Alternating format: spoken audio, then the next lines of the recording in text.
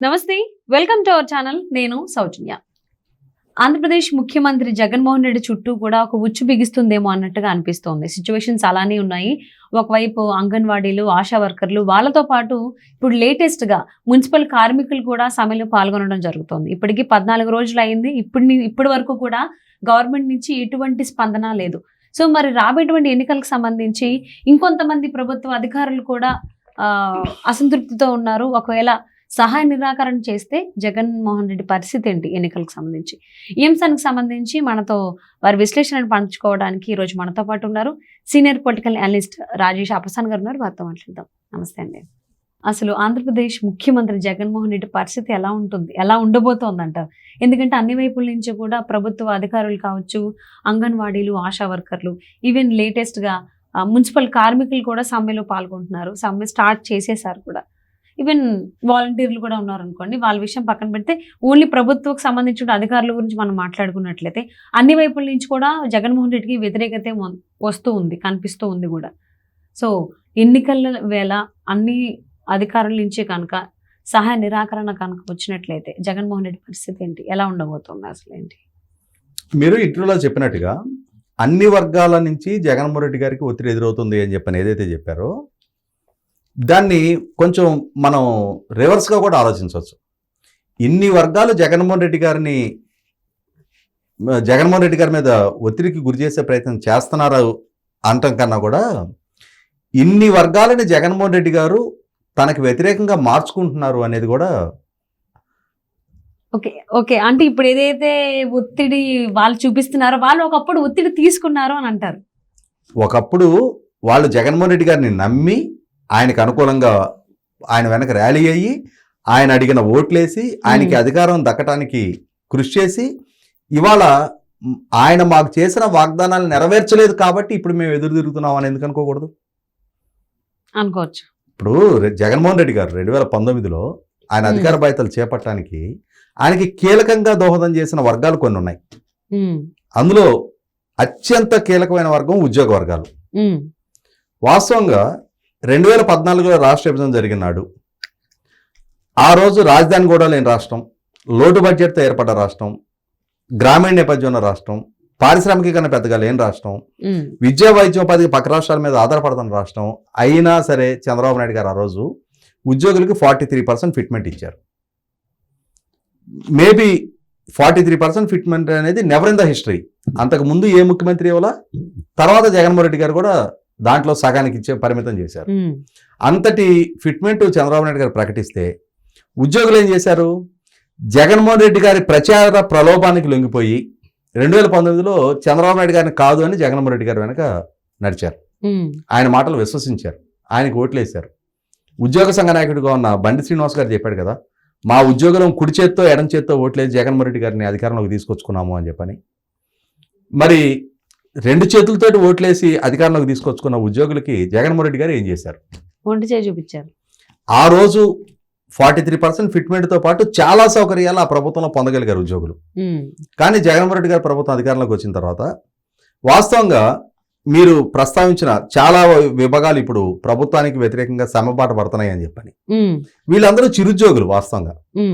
అంటే ఇవాళ ప్రభుత్వ ఉద్యోగులతో రెగ్యులర్ ఉద్యోగులతో పోల్చి చూసుకున్నప్పుడు చాలా చిన్న ఉద్యోగులు పాపం వీళ్ళు. అంగన్వాడీ సిబ్బంది ఉంటారు. వాళ్ళకి చంద్రబాబు నాయుడు గారి ప్రభుత్వ హయాంలో ఆయన బాధ్యతలు చేపట్టే నాటికి 4,500,000 రూపాయలు వచ్చాయి నెలకి. ఆ ప్రభుత్వ హయాంలో ఆయన మొదటగా ఆ 4,500,000 7,500,000 చేశారు. అంటే 3,000 పెంచారు. తర్వాత మళ్ళీ ఇంకొక 3,000 పెంచి 10,500,000 చేశారు. అంటే ఒక 5 years టెన్యూర్లో వాళ్ళ జీతం 4,500,000 నుంచి 6,000 అదనంగా పెరిగి 10,500,000కి రీచ్ అయింది. ఇక్కడ గమనించుకోవాల్సిన అంశం ఏంటి అంటే సహజంగా ప్రభుత్వ పథకాల సంక్షేమ పథకాల లబ్ధిదారులు ఉంటారు కదా, వాళ్ళకి ఎలిజిబిలిటీ క్రైటీరియా వచ్చేటప్పటికి నెలకి 10,000 కన్నా లోపు ఆదాయం ఉన్న వాళ్ళకి ఎలిజిబిలిటీ ఉంటుంది. వీళ్ళకి 10,500,000 జీతం అయిన తర్వాత సంక్షేమ పథకాల లబ్ధిదారులుగా వాళ్ళ ఎలిజిబిలిటీ పోతుంది. కానీ చంద్రబాబు నాయుడు గారు వాళ్ళు చిన్న ఉద్యోగులు 500 కదా అదనంగా పెరిగింది అని చెప్పని వాళ్ళని ఆ ఎలిజిబిలిటీ కంటిన్యూ చేశారు. వాళ్ళని జగన్మోహన్ రెడ్డి గారు ఏం చేశారంటే 2019 ఎన్నికలకు ముందు తెలంగాణ ప్రభుత్వం కన్నా నేను 1,000 రూపాయలు అదనంగా ఇస్తా అని చెప్పగానే ఈ అంగన్వాడీ సిబ్బంది కూడా మనకి చంద్రబాబు నాయుడు గారు 6,000 పెంచారు కదా అనే అంశాన్ని మర్చిపోయారు. జగన్మోహన్ రెడ్డి గారు ఇంకా మామూలుగా కృష్ణుడు గోవర్ధనగిరిని చిటికినేల మీద లేపాడు అని చెప్పని మనం చదువుకున్నట్టు వీళ్ళకి కూడా జగన్మోహన్ రెడ్డి గారు ఒక పెద్ద డబ్బులు మూట తెచ్చి నెత్తిన పెడతాడని చెప్పని ఆశించి వీళ్ళు ఆయన వెనక నడిచి ఇంకేముంది మనకి ఊహల్లోకి వెళ్ళిపోయారు వీళ్ళంతా, మనకి ఇంత జీతాలు అవుతాయి అంత జీతాలు అవుతాయి అని చెప్పని ఆయన కోట్లు వేశారు. ఓ 1,00,000 మంది పైన వీళ్ళు సిబ్బంది ఉంటారు. 1,00,000 మంది అంటే కనీసం వాళ్ళ కుటుంబ సభ్యులు వీళ్ళందరూ కలుపుకుంటే ఒక్కొక్క ఇంట్లో 3-4 కోట్లు అయితే ఉంటాయి కదా. వీళ్ళు కానీ వాళ్ళ పేరెంట్స్ కానీ అన్నదమ్ములు కానీ ఎవరైనా కలుపుకున్నా అంటే ఒక 4-5 లక్షల ఓట్లని ప్రభావితం చేశారు వీళ్ళు. ఈ 4-5 లక్షల ఓట్లు జగన్మోహన్ రెడ్డి గారికి అనుకూలంగా పట్టడం జరిగింది. అంటే ఇటువైపు పడాల్సిన ఓట్లు జగన్మోహన్ రెడ్డి గారికి అనుకూలంగా పడగానే అంటే 6,000 రూపాయలు జీతం పెంచిన చంద్రబాబు నాయుడు గారికి పడాల్సిన ఓట్లు జగన్మోహన్ రెడ్డి గారికి పడ్డాయి. సో ఇటు లాసు ఇటు గెయిన్ 8 లక్షల ఓట్లు తేడా వచ్చేసినట్టే. ఇట్లా ఒక్కొక్క వర్గం ఆశా వర్కర్లు, రెవెన్యూలో విఆర్ఏలు అంటారు, అంటే విఆర్ఓ కింద గ్రామ నౌకర్లు అంటారు, ఎట్టాళ్ళు అంటారు, విలేజ్ రెవెన్యూ అసిస్టెంట్లు అంటారు, చాలా చిరుద్యోగులు వాళ్ళు. వాళ్ళకి కూడా చంద్రబాబు నాయుడు గారి ప్రభుత్వ హయాంలో ఇట్లాగే లబ్ధి చేకూరింది. అయినను వాళ్ళు కూడా జగన్మోహన్ రెడ్డి గారి వెనకే నడిచారు, ఆశా వర్కర్లతో సహా. తర్వాత మున్సిపల్ పారిశుద్ధ్య కార్మికులు వాస్తవంగా చాలా దుర్భర జీవితం గడుపుతున్నారు పాపం వాళ్ళు, చాలా చిరుద్యోగులు. మన రోడ్డు మీద పడేసే ప్రతి చెత్త ఊడ్చి శుభ్రం చేసేవాళ్ళు వాళ్ళు. వాళ్ళని కరోనా టైంలో ముఖ్యమంత్రులు ప్రధానమంత్రులు వీళ్ళ కాళ్ళు గడిగి నీళ్లు చల్లుకోవాలి అంతటి సేవ చేస్తున్నారని చెప్పని పొగిడారు వాళ్ళని.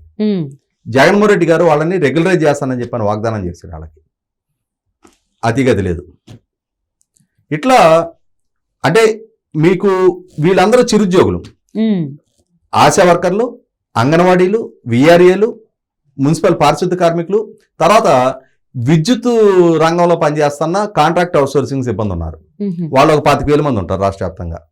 వాళ్ళదైతే నిత్యం ఫీజులు పోయినా, కరెంటు స్తంభాల మీద ఏదైనా సర్వీస్ వైర్ తెగిపోయినా, లైన్స్ మార్పు చేయాలన్నా, ఇంకా మాట్లాడుకుంటే హై టెన్షన్ టవర్లు ఉంటాయి, 100-120 అడుగులు ఎత్తున ఉంటాయి, అక్కడ పైకెక్కి పనిచేయాల్సి ఉంటుంది. వాళ్ళు ప్రాణాపాయ పరిస్థితుల్లో పనిచేస్తూ ఉంటారు.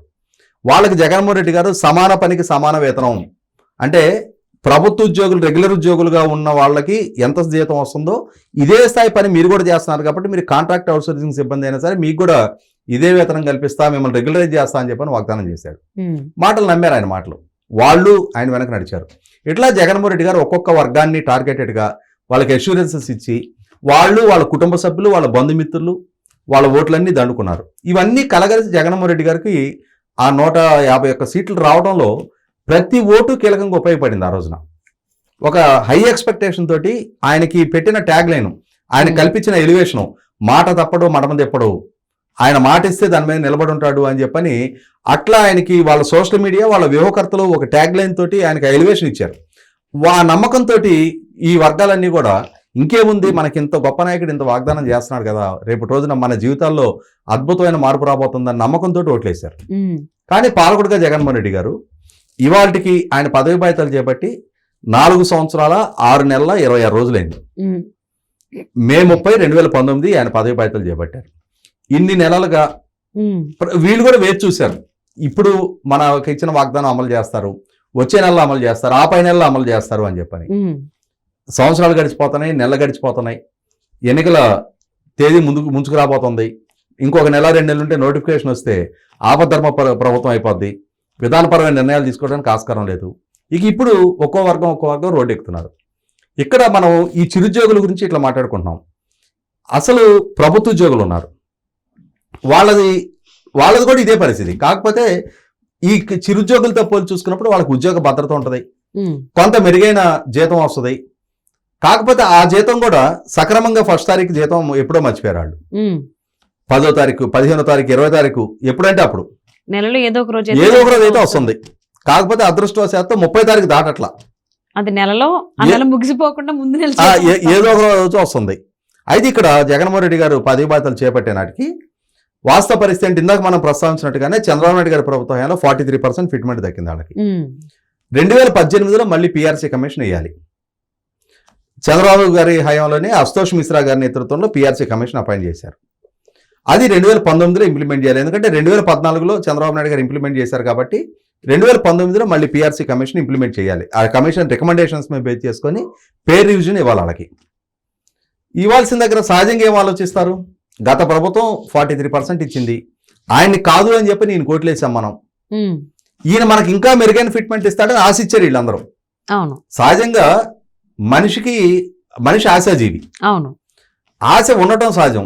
కానీ దురాశ, అత్యాశ మనిషిని ఎక్కడికి తీసుకెళ్తాయి అనేది ఈ ఉద్యోగులు జగన్మోహన్ రెడ్డి గారి మధ్య జరిగిన ఈ వ్యవహారం మొత్తం రుజువుపరిచింది. వాళ్ళకే అత్యాశతోటి వీళ్ళు ఇంకా అదనపు పిఆర్సీ వచ్చుద్ది అనుకుని వేశారు ఓట్లు. జగన్మోహన్ రెడ్డి గారు ఏం చేశారు? ఈ అశుతోష్ మిశ్రా కమిషన్ రిపోర్టు 2019లో సబ్మిట్ అయింది ప్రభుత్వానికి.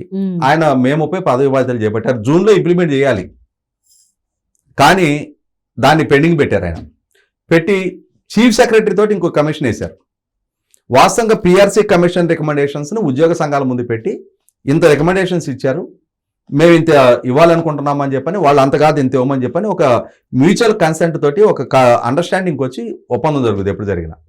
అసలు పిఆర్సీ కమిషన్ రికమెండేషన్ ఏంటి అనేది ఆయన బయటికి తెలియని కూడా చీఫ్ సెక్రటరీతో ఇంకో కమిషన్ వేశారు. కమిషన్ వేసి ఆ కమిషన్ రిపోర్టు 14.29% రికమెండ్ చేశారు.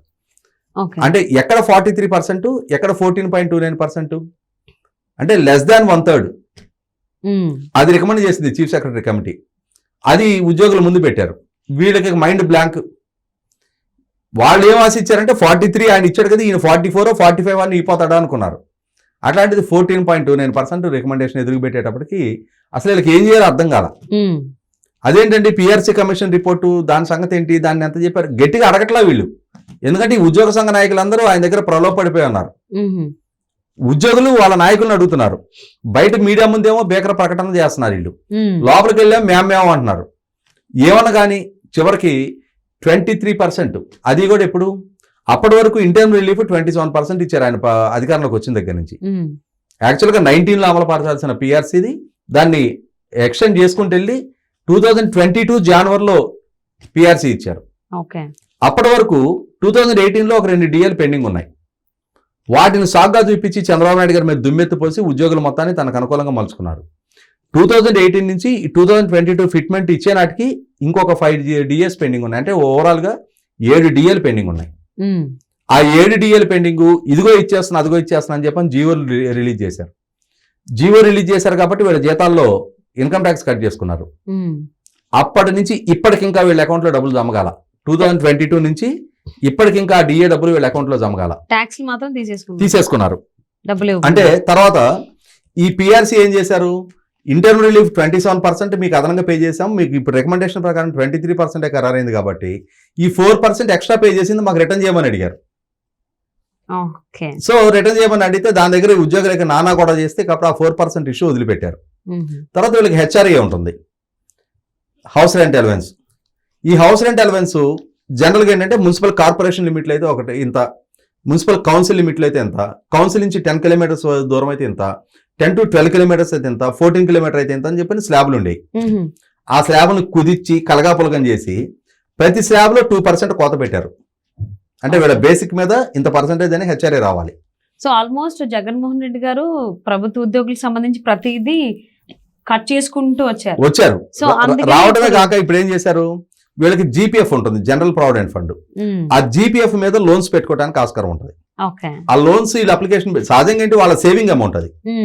వాళ్ళ సేవింగ్ మీద వాళ్ళ పిల్లల పెళ్లిళ్ళు, హెల్త్ ఇష్యూస్, లేదు హెల్త్ అంటే హెల్త్ కన్నా కూడా ఏదైనా ఇల్లు కొనుక్కోవటమో ఏదో అవసరాలు ఉంటాయి కదా, పిల్లలు చదువులే ఒకటి, వాళ్ళ సేవింగ్ మీద లోన్ పెట్టుకోవడానికి ఆస్కారం ఉంటుంది. అదే మన దగ్గర ఒక ఎఫ్డీ ఉంటే బ్యాంకులో ఎట్లయితే మనం 80% 90% లోన్ తీసుకోవడానికి ఆస్కారం ఉంటుంది, అట్లాగే వీళ్ళ జీపీఎఫ్ మీద లోన్ తీసుకోవడానికి ఆస్కారం ఉంటుంది.